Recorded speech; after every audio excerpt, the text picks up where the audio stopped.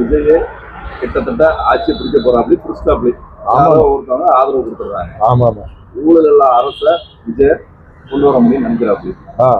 ஊழல் இல்லாம அரசியல் எப்படி நடத்த முடியும்? நீங்க பத்திரிகைக்காரர் தானே, சொல்லுங்க.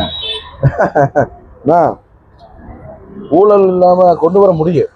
அதாவது எப்படின்னா, முதல்ல அதுக்கு அடிப்படை என்ன தெரியுமா? ஃபர்ஸ்ட் சமுதாயத்தில் இருக்கிறது சுதந்திர போராட்டத்திலிருந்து போட்ட நோட்டவே திரும்ப திரும்ப ஒரு வருஷத்துக்கு 2 வருஷத்துக்கு போட்டு இருக்கிறாங்களா?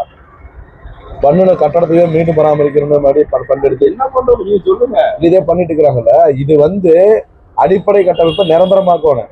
அதுலதான் ஊழல் ஒழிக்க முடியும். டெண்டர் முறையை ஒழிக்கணும். இப்போ 2 லட்சம் ரூபாய் டெண்டர்ல 10% கமிஷன் அரசியல்வாதிக்கு ஒரு கமிஷன், அதான் 10% அரசியல்வாதிக்கு ஒரு பக்கம் போக, உள்ள வேலை செய்யறவனுக்கு ஒரு பக்கம் போக, ஒரு 20% கமிஷன் அதுல டெண்டர்ல போயிடும். புரியுதா? அதுலதான் ஓட்டி போட்டு சண்டை போட்டு அதுக்கு தான் இவ்வளவு அரசியல் பணம், அரசியல் கஜானா பிடிக்கிறதுக்கு இந்த சண்டை போட்டுக்கிறாங்க அரசியல்வாதி எல்லாம். புரியுதா? ஃபர்ஸ்ட் டெண்டர் முறை இல்லாம, அதாவது அந்தந்த நகராட்சி மாநகராட்சி இவங்க எல்லாத்துக்கும் மூலமாவே அந்தந்த டிபார்ட்மெண்ட் மூலமா அந்தந்த ஊர் மக்களுக்கு வேலை வாய்ப்பு பெருக்கிற அளவுல தெளிவா நீங்க தெரிஞ்சுக்கோங்க. அந்த வேலை வாய்ப்பை பெருக்கலாம். அதே சமயம் அந்தந்த நிர்வாகமே ஆட்களை வேலைக்கு எடுத்து இன்ஜினியர்ஸ் மூலமா அந்த கட்டமைப்பை நிரந்தரமாக்கலாம். புரியுதா? அப்படி கொண்டு வந்தா மட்டும்தான் இது முடியும். இல்லாடில லஞ்சம் ஊழல் எல்லாம் பண்ண முடியாது. இதுக்கு அடிப்படையே அடிப்படை கட்டமைப்பை டெண்டர் முறையில என்ன விடக்கூடாது.